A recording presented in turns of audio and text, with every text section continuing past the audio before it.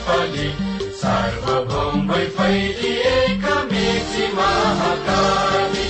सायो थुङ्गा फुलका हामी एउटै माला नेपाली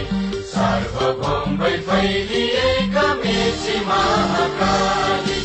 प्रकृतिका कोटि कोटि सम्पदाको आचल